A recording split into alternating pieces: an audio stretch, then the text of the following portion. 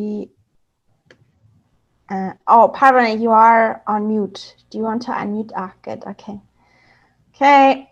So I guess we're live tonight. So again, welcome everyone to our lovely talk titled Talk Time with the Authors. And we have a wonderful selection of panel speakers tonight, all of whom are members of the White Rock and Surrey Writers Club. And the Writers Club is member of Semiahmoo Arts Society, and Semiahmoo Arts Society is the host of tonight's club. And before we start, I would like to acknowledge that this talk tonight is taking place on the traditional and unceded territories of the Coast Salish people of the Coetzee, Kwetlam, Semiahmoo, Musqueam, Squamish, and Tsleil-Waututh First Nations, whose land we live and work on. So welcome everyone. I'm going to make a brief introduction of all 5 panelists, starting with Katrina. So Katrina is a professional musician, journalist, and writer, and she's originally from Russia, where she published many books and articles in her own late native language. In 1996, she moved to Canada and started writing books in English. Her latest is titled Midget and is available on Amazon as well as on Google. And then the next panelist is Parvana. Parvana is a researcher and writer, and she holds a PhD in education.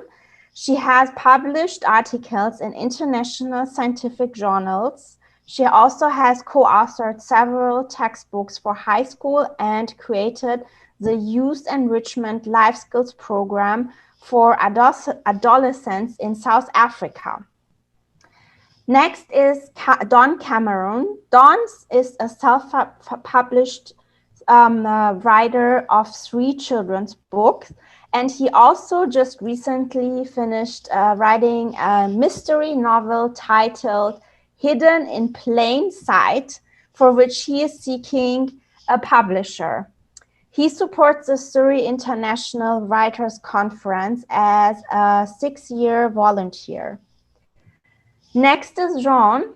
Jean grew up in England and now finds inspiration by belonging to the White Rock and Surrey Writers Club.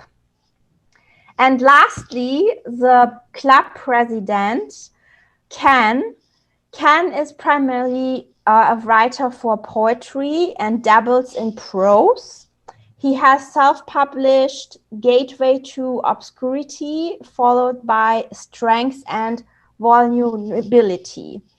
Yes, so with that in mind, I want to mention that all of you have participated in BC Culture Day event, also titled Talk Time with the Authors, and you have shared your writing with us. And if we could just go around and you tell us what motivated you to participate in this event virtually and how you approach it. So why don't we start with Jean? Oh, okay, sure. What inspired me to participate in BC Cultural Days? I'd never actually heard of them before. I've always really just liked writing, and basically I just write for my own pleasure. And when COVID came along, I know it was a big black cloud, but for me it had a silver lining because it meant I could join clubs that normally I probably wouldn't have thought of joining. And a friend of mine that also belongs to the White Rock and Surrey Writers Club told me about it.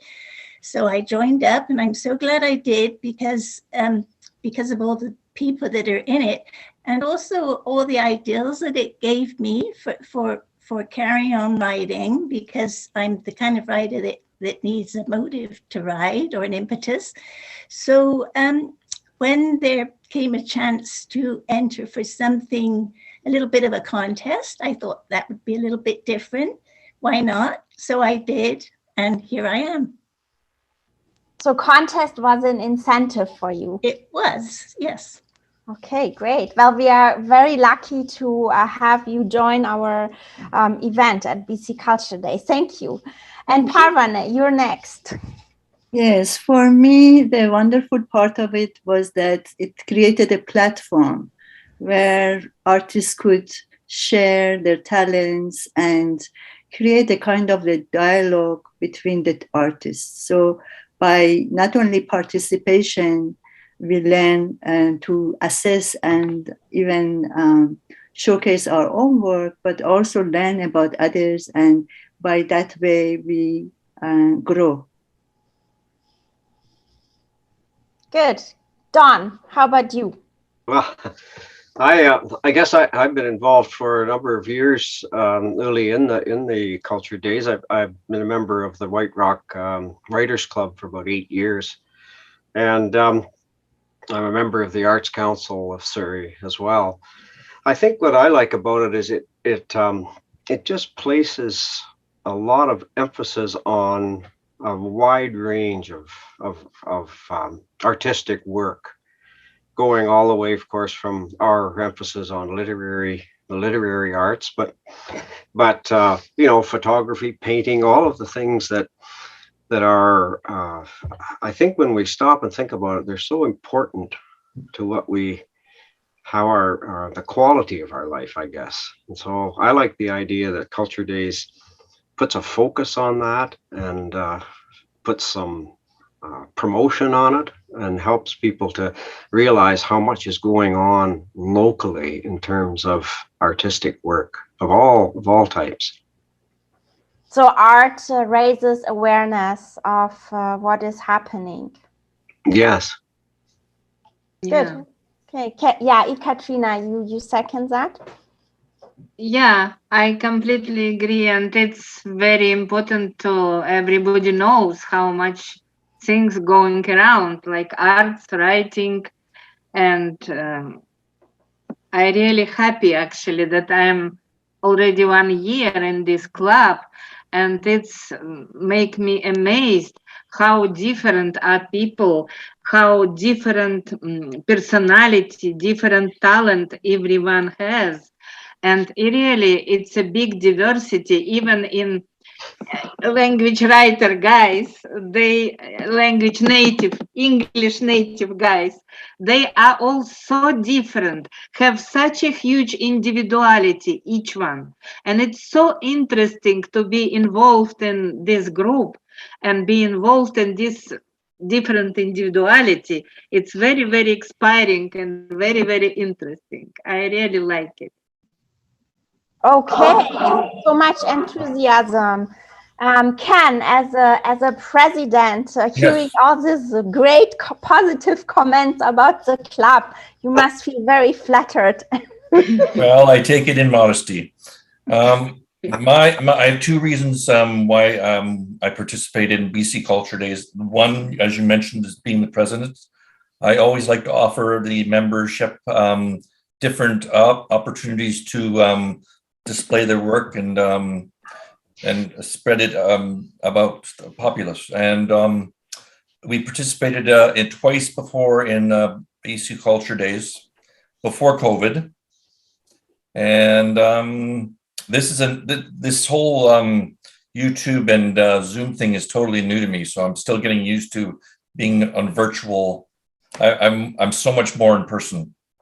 And as a writer myself, it's a little bit of a selfish thing that I just like to get my own poetry out there to the masses. Mm-hmm. How is that selfish? Well, it's as a writer, you have to market yourself, and writers hate to market themselves, but it's a necessary evil. Actually, now that you mention, I wonder, so you are all as writers, you're artists, right? Like the literary art, you are Yes. considered artists. And there is this rumor that artists are narcissists and they like, to just like look at themselves and look at their work and being praised. Is that something that you would agree on with? Oh, no, Lily. I wouldn't feel that way. I think that I think what Ken is getting at, and what we like to do as writers is we like to write. Yes, And I agree with that. I think of this in agricultural terms. I've had a lot of experience with the agricultural field, and I know that farmers like to farm. That's what they like to do. They don't want to sell their products. Now there are some who do. We have an active group of people who are like to go to farmers markets and one thing and another and sell their products, but they are the exception. Most farmers want to farm and they want somebody else to sell their products. And I think there's some truth to that for some writers, that we would prefer to write and not be actively involved in marketing. Yeah, And we're not narcissistic, I don't think. Yeah. But I think the desire comes from the fact that you want to share your experiences with others. Exactly. And see how it would maybe elevate them or makes them feel better, or how much you have in common. Exactly. And the only way to do that is to market what we do and what we write.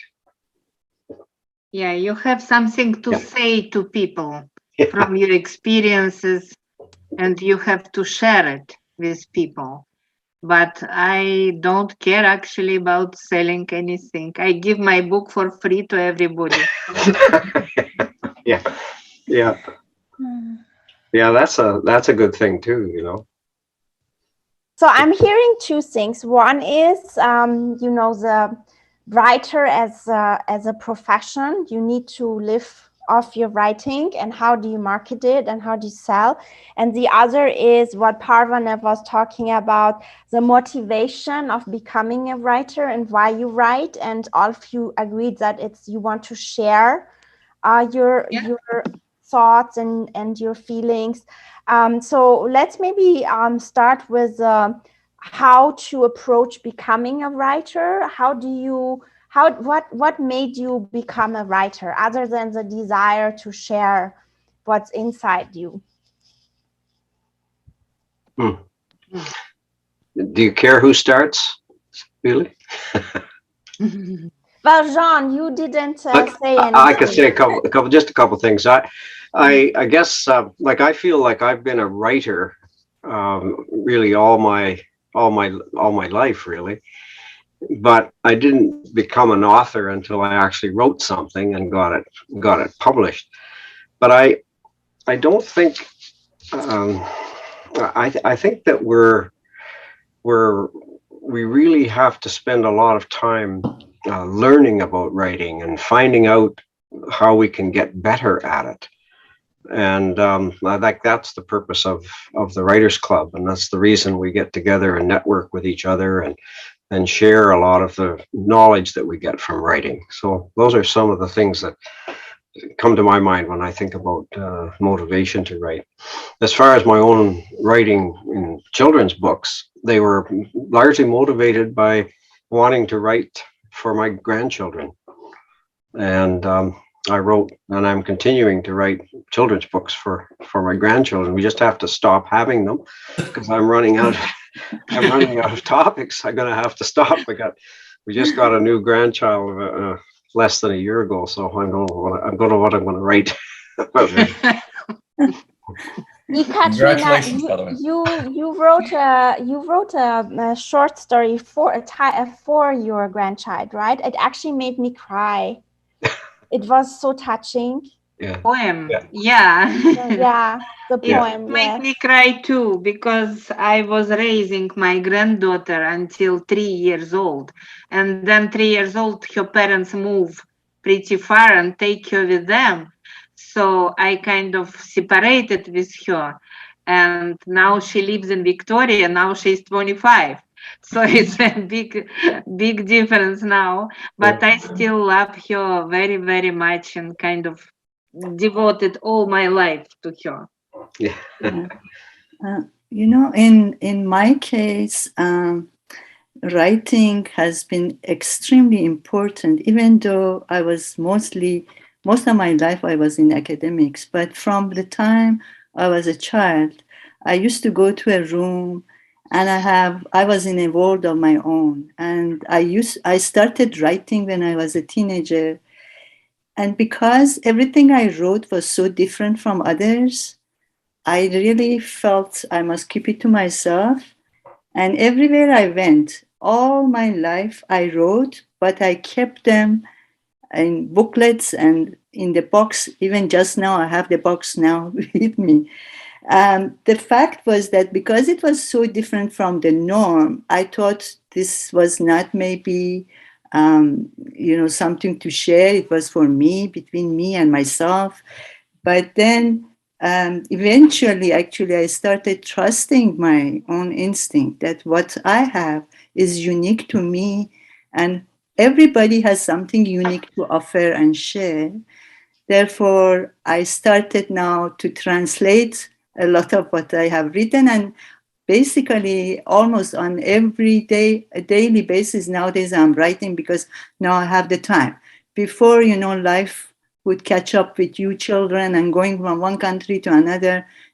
But now I'm very lucky and fortunate that I have time to settle down and spend time in something that I postponed for over 50 years. What Well, it's about very- you, Jean?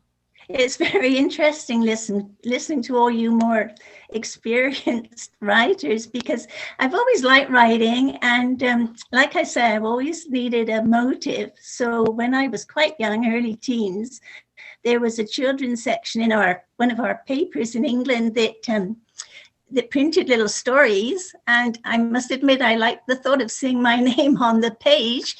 So I used to write little stories for them and had them published. And then my next attempt at writing was in the Vancouver Sun. They used to have a series called Postcards of your travels, and you didn't get a monetary award, but they did give you a gift of a gym bag with the sun printed on the side. So I did get a couple of those for my stories about my travels with my husband. They were a lot of fun to write, and I guess people thought they were quite interesting to read. And another thing that struck me was when you were asking about pen names. Like I say, I always thought I would like to write. And when I was about 10 or 12, I guess I thought, yes, one day I'll write a book. I got as far as thinking of my pen name, and I didn't get any further. It was going to be Marina Kerr.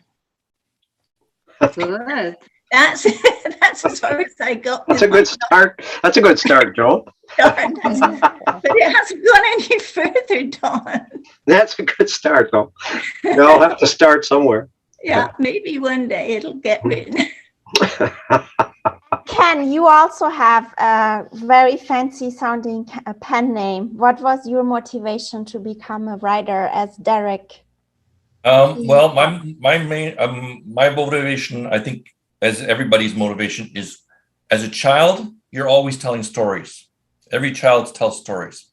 And as you grow, some children are encouraged to tell stories, and some children are, by teachers and by parents and whatever, they're sort of molded against telling stories by, the grades they get in school, or by parents saying, well, that's nonsense, get a real, focus on something that's important. So I think, and as a child myself, I remember these books in the library. They had pictures, but they didn't have words, and you could make up stories to the pictures. And that, I guess that, started me out in my writing sort of like, but I just like to express emotions and feelings. And I know you don't want to say it, but we all have political views and politics and religion, everything under the sun. And poetry, I find, gives you that avenue to do, because you don't have to worry about characters, you don't have to worry about plot, you just get it out there. So some of you mentioned actually this, the desire to write comes from the age of being a child, and children have a vivid fantasy and imagination. And then some of you, mentioned that it faded because life happens, you get married, you work, and life gets busy. And now when you have more time, you started to attend to your writing again. How would you say people who actually seriously aim to become professional writers, like the author of Harry Potter, I forgot her name, J.K. Rowling. Yes. So how would you say should people who are maybe still in a phase in their life where they are about to start entering the job market, should approach and balance between the economic factor of having to survive, but also this this desire to write and get it out? What would you recommend them to do? I would say first and foremost is you have to say you're a writer. When somebody asks you what you do, you've got to say you're a writer and believe you're a writer. Mm-hmm. One of the big problems with it's true of any profession really, but in writing it's very difficult to get a piece of work published and actually make it a bestseller. Now the bar is fairly low for best selling in Canada. You only have to have, I think, somewhere around 3,000 or 4,000 books sold, but that's a lot of books. And I think that it's very difficult for people to. You probably noticed, Julie, when we were going around asking what motivated us, and nobody said money. I don't think any of us at our stages of life are interested in writing because we want to make money. I think more likely it's what Catherine was saying, that we would be prepared to give away our material. We want to share what we know or feel proud of, perhaps, with others, but not necessarily to make a lot of money. I don't think at this point. In my case, for sure, I know that I'm not interested in making a lot of money as an author. That's for sure. And that's being borne out by the facts, by the way. I'm not making a lot of money as an author. Yeah, and I would say trust your guts, trust what you have been feeling. You would be good if you really honestly feel you have something to offer. I think the financial part really must become secondary or third, actually. But first, to see if this is your calling, because it's as important to be a good cook as it is to be a good author. And so it doesn't matter which field we go, but if we have the truth in ourselves to know that this is what really it makes me who I am, and then I can grow in it and share it with others because it makes life better for others, it inspires others, and for betterment of, make things more beautiful, sharing the beauty of arts of writing. So I would say trust yourself, but also really be honest and examine yourself. What is your purpose? And keep learning, Pavena. I think that's very important. Keep learning. For anybody who's thinking or maybe listening and thinking, well, I'd like to write or I'd like to publish a book or whatever. And a lot of people say that. But you have to keep learning, I think, about writing. And that's the exciting part for me. That's why we join a writers club and why we write and why we try to get feedback on our work and why we read other books about writing. There's all kinds of resources out there to learn more about writing. Yes, and actually there is a saying that you need to read in order to write. Like with the one, it goes hand in hand. It's like a practice, right? Would you agree? Yeah. Oh, absolutely. Absolutely. And what are the criteria to join your club? to be member of your club? What defines a writer? We live in a day and age where, you know, there's this blogs and there's social media and everyone thinks they are a writer. But what is it that actually defines who is a writer? You're right. That's a tough one, Ken. You want to take that on? Basically, the main thing that makes you a writer is you write. Yeah, I could be right. That's pretty simple. All you do is write. And like Dawn says, you join the club to get better. Yeah, especially me. It's like, you know, anything else in the arts. You join, if you're a painter, you join other painters to become a better painter. If you're a photographer, you join a photography club to become a better photographer, or a dancer, or whatever. And have a passion for it. A passion, yes. That you can sacrifice. I think there is that element of sacrifice as well, because there are times that you will not be acknowledged. There are times you will not be given the opportunity and you get regret letters or things like that. But if you really believe in it and love it first for yourself and the value of what you are doing, then... Yeah, I don't see it as a sacrifice, Reverend. I think of there's a good author who could be here with us tonight and isn't, Robert Ramsey. Everybody knows him, and I had coffee with him one day, and I asked him this very question, and he said, like, why do I write? He says, I have to write. He said, I have to write. What else can I do? What else can I do? So I feel much the same as Robert. I don't feel that I'm making necessarily a sacrifice because I enjoy the writing part that I do.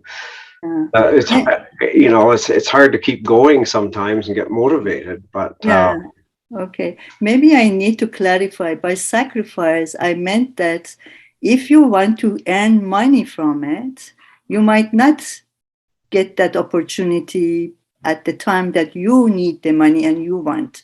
But otherwise, I completely agree with you, because really writing is like breathing in a way. If you are really have it in you, you are going to write it. Even if you don't give it to others or it's not published, it still will be expressed, like a poet that will write the poetry anyhow. Yes. Yeah. And Parvana, you mentioned that everyone has something unique to write. And Dawn, when you participated in BC Culture Day, you were reading something about your experience with bullies, and you said you were bullied yourself. Did I get that right? Or and I missed what you said, Ely. Sorry, I didn't catch it. Your piece when you participated in BC Culture Days, you mentioned it was about bullies, right?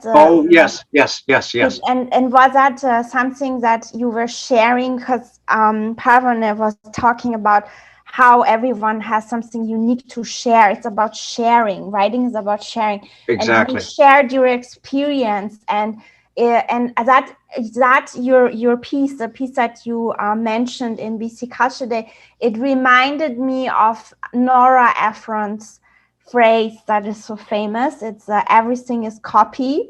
So whatever happens to us, we just write about it, right? And then we digest in the process of writing, we digest what happened, our experiences.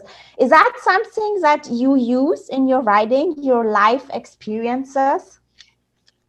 Yeah. Speaking for me, I think so. I don't know how someone can write without having some of their own experiences find their way in somehow.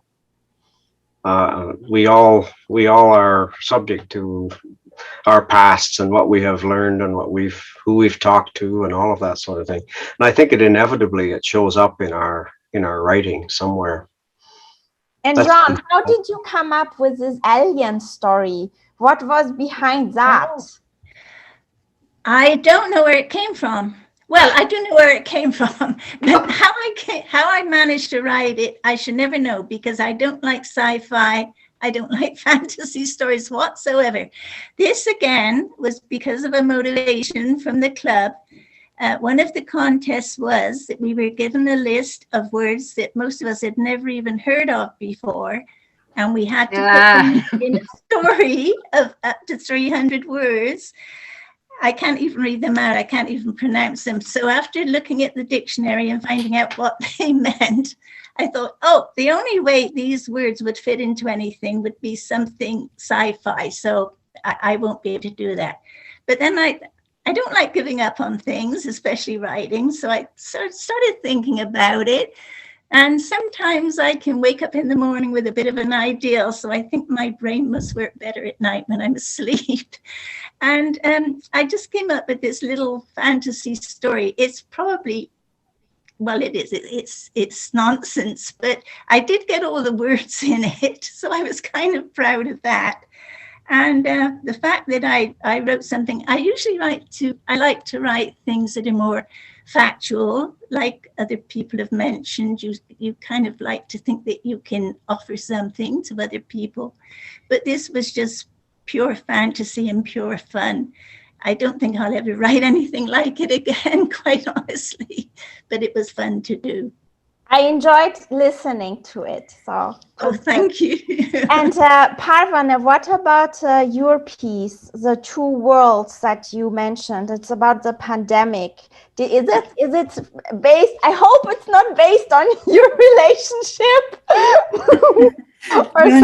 As it was mentioned, often you start with something which is factual, but then you expand it, and as an author or poet, you really go to extremes or exaggerate.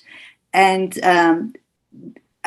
from what I hear, really, the amount of divorce between people have really expanded or increased a lot during pandemic, and violence at home or things like that. So it is imaginary, but I think it can happen to many people because of the, too much being into each other's faces, and conflict can arise. Life, really, the pattern has changed. So if pattern has changed and your relationships also changes, and because of that, it can create this kind of breakdowns. But I don't think necessarily always also is pandemic. If you go to the homes and beyond the walls, you will see life looks very different from what people appear to show.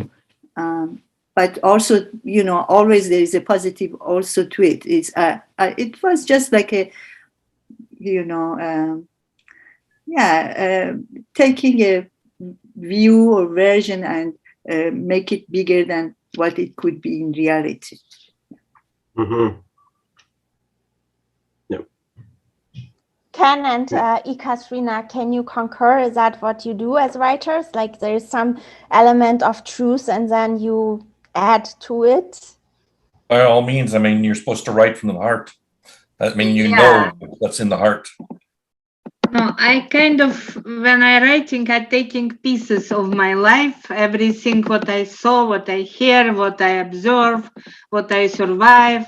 And it's like a huge puzzle. I break this puzzle and I shake these pieces and I combine from these pieces new characters. And my characters, they are like from true life, but I don't know, describing a person, I can take eyes from my daughter, I can take hair from my grandma, I can take nose from my aunt or my friend, something, all their life pieces, but I combine them in one special creature.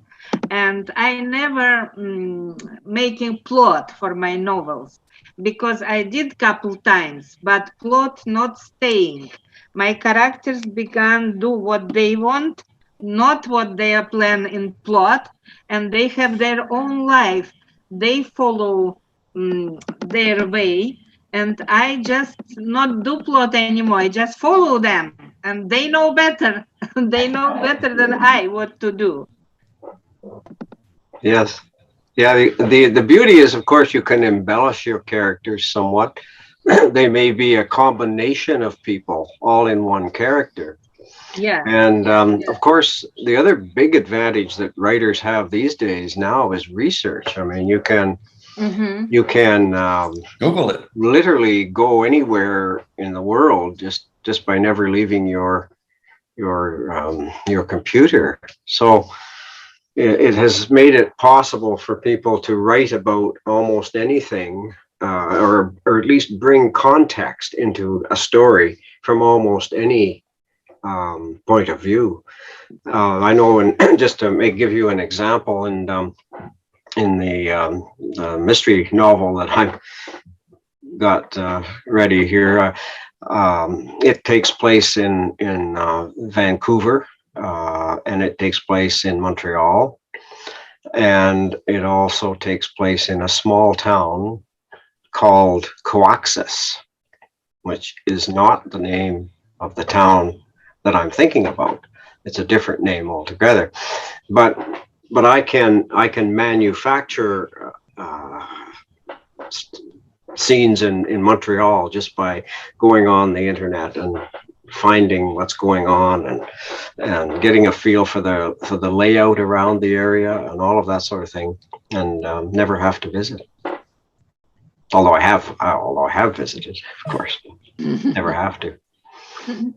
Sometimes also, I think as a writer, maybe you take a small piece of reality or what you are familiar with, and very much like an actor who has to put herself to that character, get to know the character and live with it and assimilate herself with the character. The writer can take the life situation of a person that he just knows from far and then expand on it. Like, I want to give you an example that, for example, I have written material for African people, or the pain that an African person goes through. I haven't gone through them myself, but one can put herself in that position and try to very deeply, by investigation as well as emotional investigation,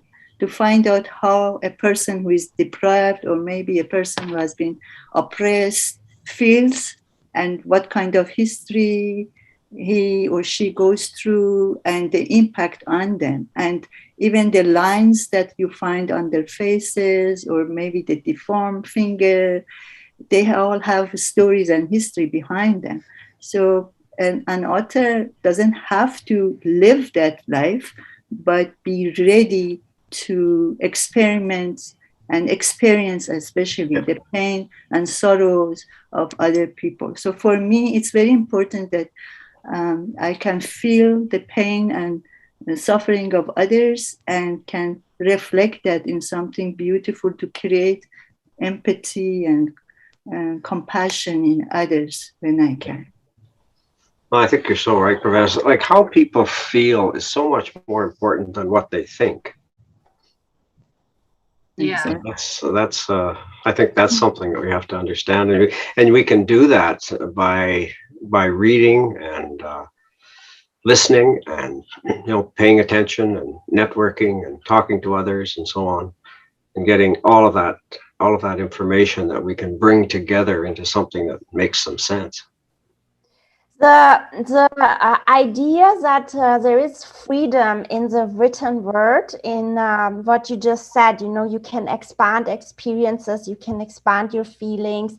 There is something special about writing versus the spoken word, because you have time, you sit down, you gather your thoughts, you start typing. If it doesn't work, you can always erase and start. And this leads me to the next topic, which is the diversity in the White Rock and Surrey Writers Club. So Parvane and Ekaterina, you two are non-English speakers. And I was asked to bring that topic up, and I think it's actually very relevant when we write. How, as a non-native speaker of that language, you still succeed in putting your thoughts into the written word. And I actually looked that up. Surprisingly, there are quite a number of famous authors. So Jan Martel and Jack Kerouac, the Beat Generation guy, they were actually French Canadians, but both of them wrote in English. Jack actually preferred, he started in French, but then he preferred writing in English. It's easier for him. And then the Polish author Joseph Conrad was quoted saying that he prefers writing in English because English is so plastic. You can manipulate the words and play with them. And I thought that's so interesting that your thoughts are in a different language, but you write it in English. Ekaterina and Parvana, do you want to elaborate on how you as non-English speakers approach your writing in English? You know, I disagree about soft because I am thinking in English. I never thinking in Russian. I practically forgot Russian for 25 years. And when I start translate midget to Russian, it was extremely difficult for me. I look in English-Russian dictionary every second word because I don't know how to say this in Russian. To me, my thinking is only in English. I completely transferred my psychiatry and psychology and everything. Because when I come here, my idea was, I came to Canada, I live in Canada, I'm supposed to be Canadian. I'm supposed to be Canadian, I'm supposed to speak English and write English, and that's it. I transfer myself. Like you take a bush from one garden and plant it in another garden. I transfer myself, but I am really seldom exception. I guess I am only one. In Russian community, they all speak Russian, that nobody knows English, nobody respect anything. So, and that's why I not deal with them. I deal with English community, with English writer club, and with my friends of different nationality like Parvane, but not much Russian. Yeah, in my case, I must say it's very much like a dream. Have you thought about it? When you dream, if you are talking, if you are in a certain language atmosphere, you speak that language. So if you are in Canada, you are speaking your dream in English because the audience is English. If you are in another, your dream, you are in different environment, you talk in that language. For me, because I write poetry mostly and also short stories, depends on the topic. And I tell you why it becomes a challenge for me a little bit language-wise, because my English is basically academic language and my experience is there mostly. And when I want to write in English, it's fine, I do it. But let me give you an example that when I'm writing in English, when I started the creative work, the words themselves can become a trap for me.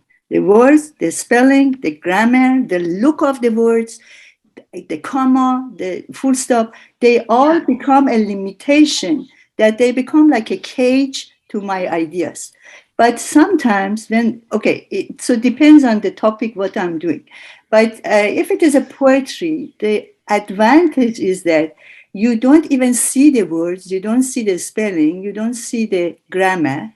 It's just the thoughts. And the thoughts can, take over, and they fly. They fly and they take you to places that you didn't even start off with. So it becomes very nice. Whereas when I'm writing in English, the language can become some bars, like a cage around my ideas. The ideas become quite limited.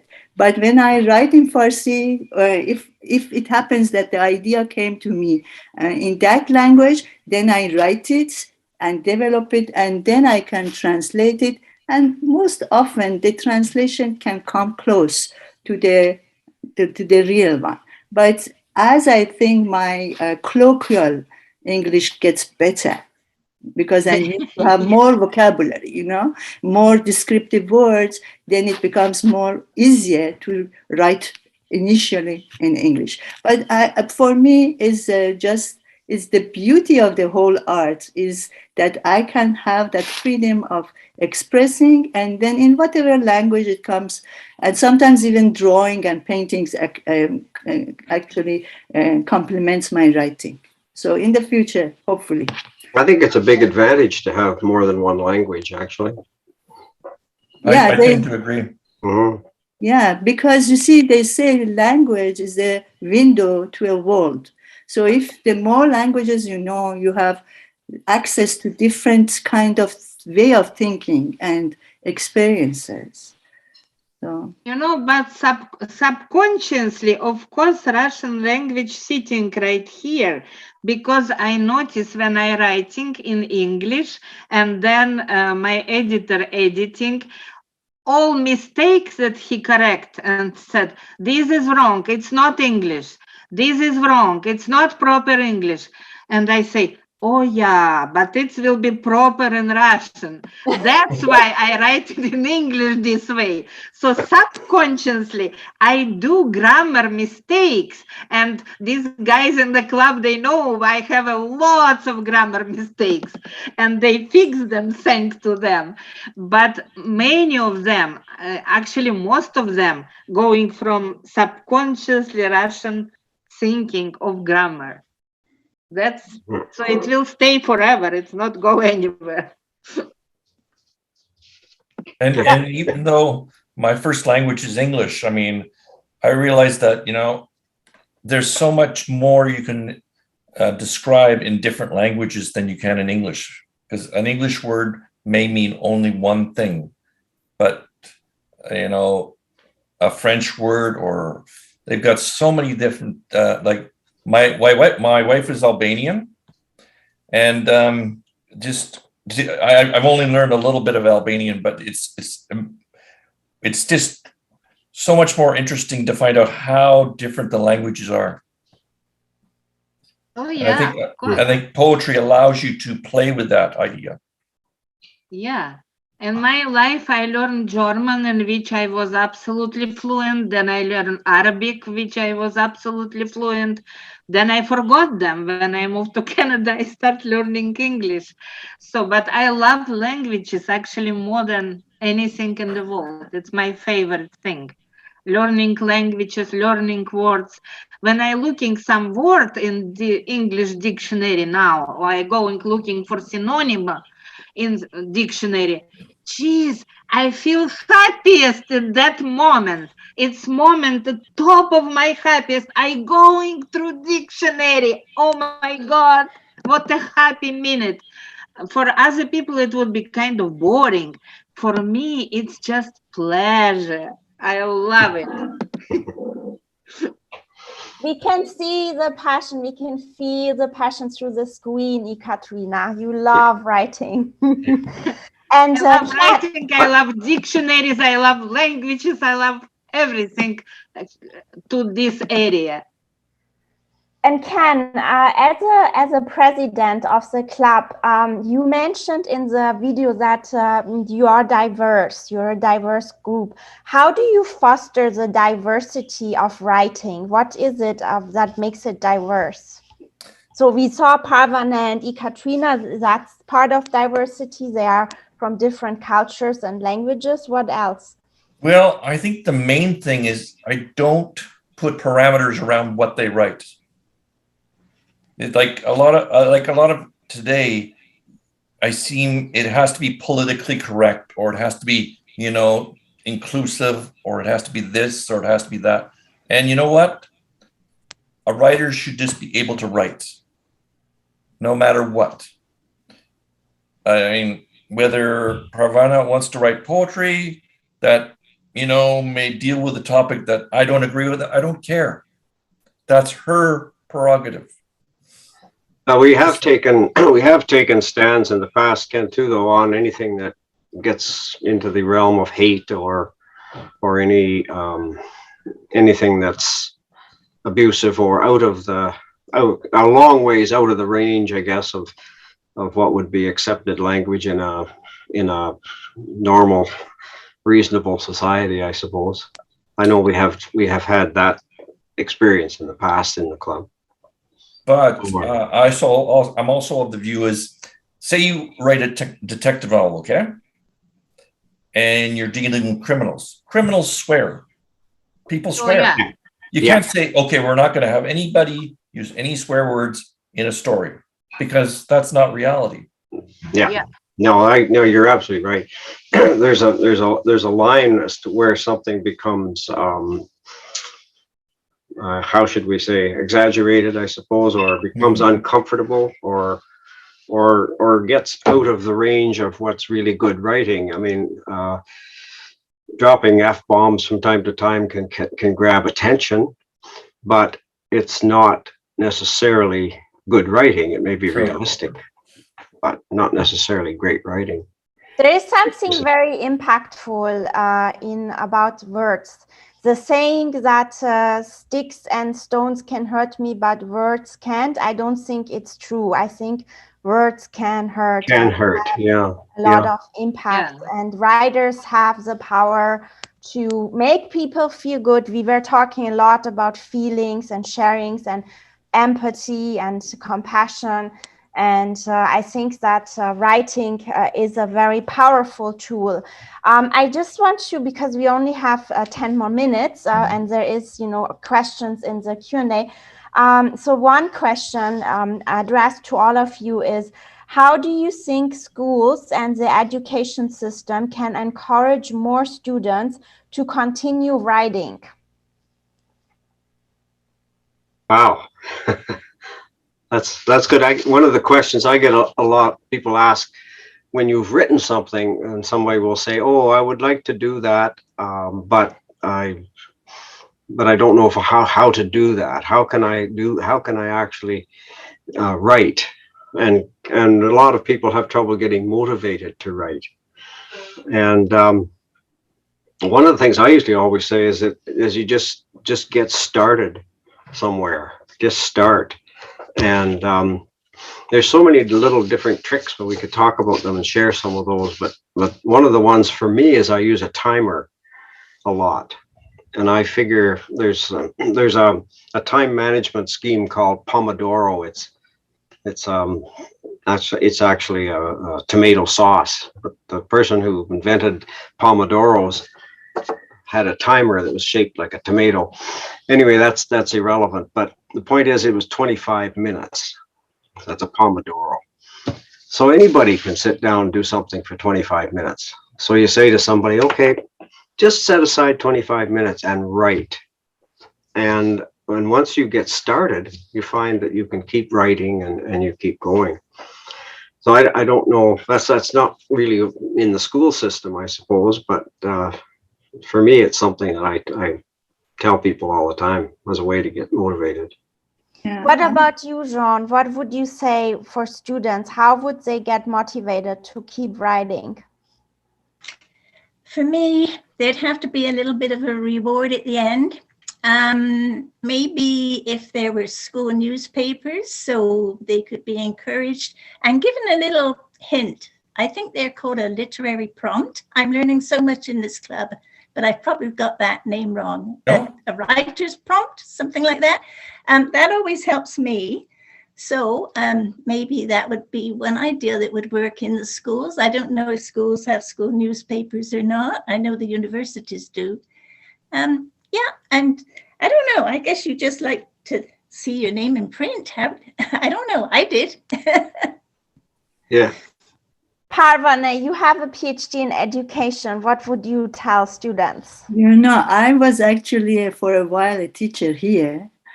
And I realized that children are seldom want to write in elaboration. Everything has to be fast because now the whole technology goes around doing things quick fix and so on.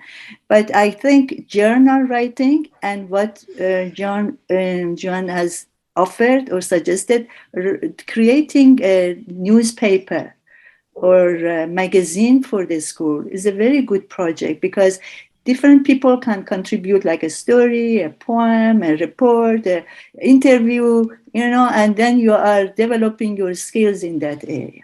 That could be one idea. Mm-hmm. Actually, it is for school.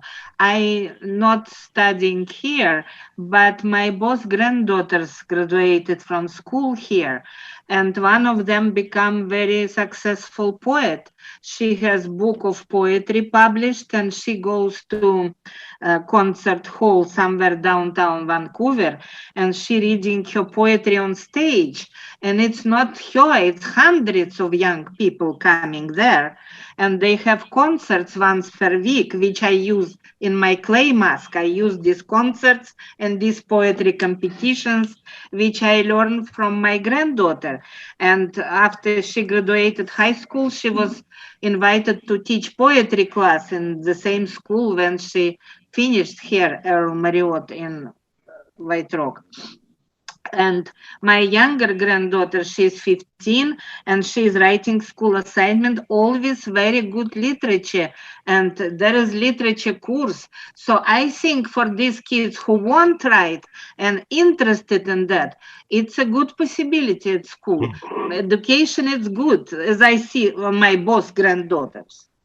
Yeah, Semiahmoo Secondary has a program. Semiahmoo Secondary has a program where they, for senior students at the school, they mentor and get someone from the community to mentor them in some particular area of interest. And one of them that I had some involvement in was a young person who wanted to write a children's book. And so we got together a number of times and talked about it. And then she actually produced in record time. I thought I was embarrassed to see how quickly she put this book together. And it was quite good. I was really quite impressed.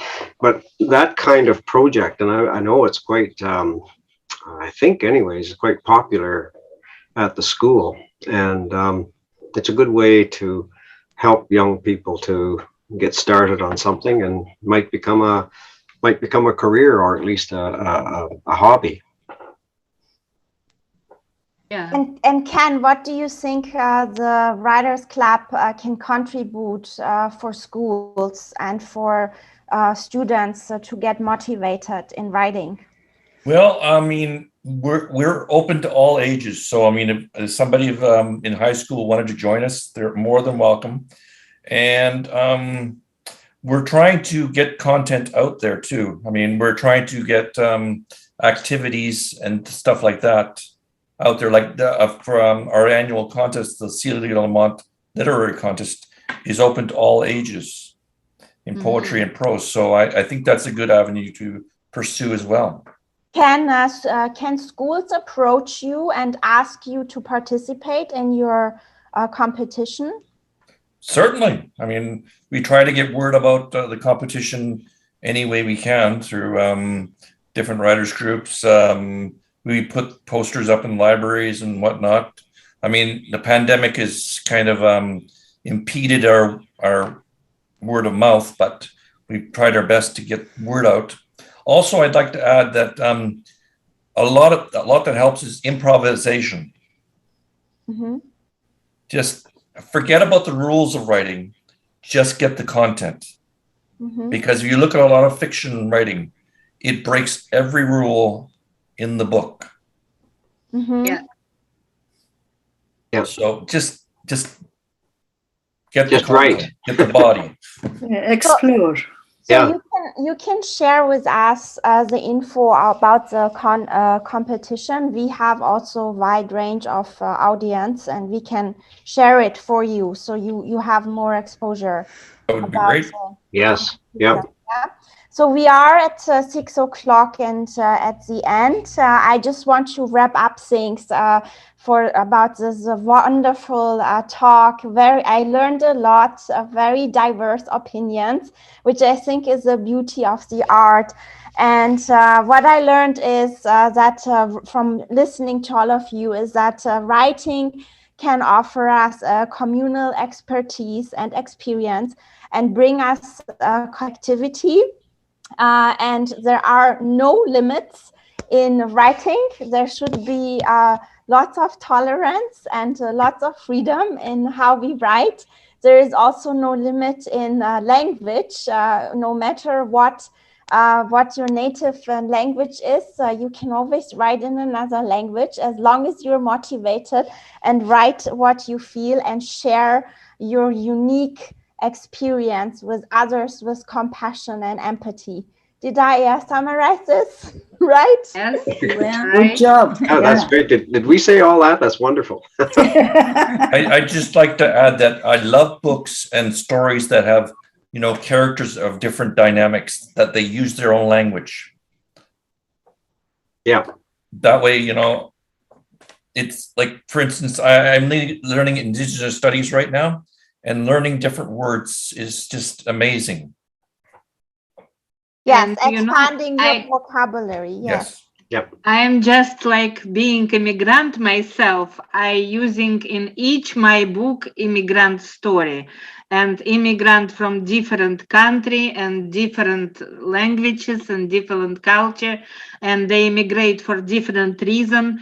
Some immigrate for political reasons, some immigrate for science reason, some immigrate, one last guy immigrate because he was gay and he should be put in prison in Soviet Union. And some have different reasons, but all of them immigrants, and all of them accepted in this society because it's a free society. Why they come here? They come for freedom.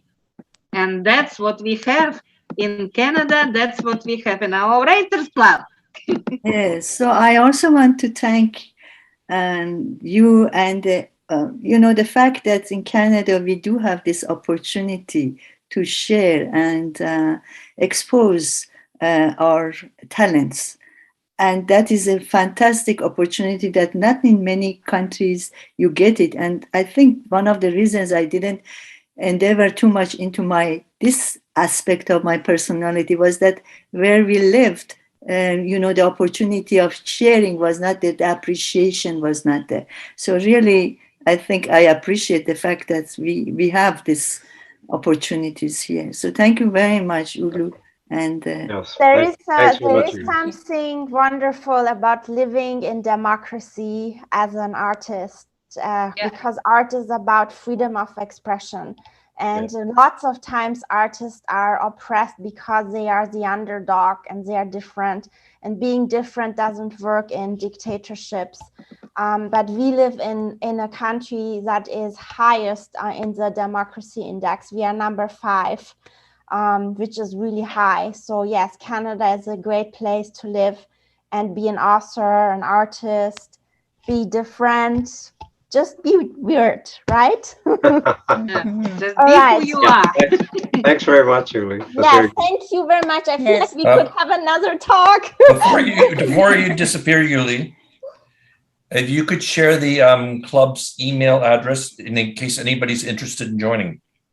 Yes, we will in the follow-up. Okay, we have posted this event, and there is a event a section on Facebook. We will post that, and then in the newsletter we will also mention that. And if you can give me what you have about the competition, we will make sure that everyone can see it. Okay. All right. Very good. Yeah? All right. Thank you, Jean, Parvane, Ekaterina, Don, and Ken for joining. And for this lovely talk. I really enjoyed it. Have a good night, everyone. Okay. Thank you, Uli. Thank you. Uli. Thank you. Good night.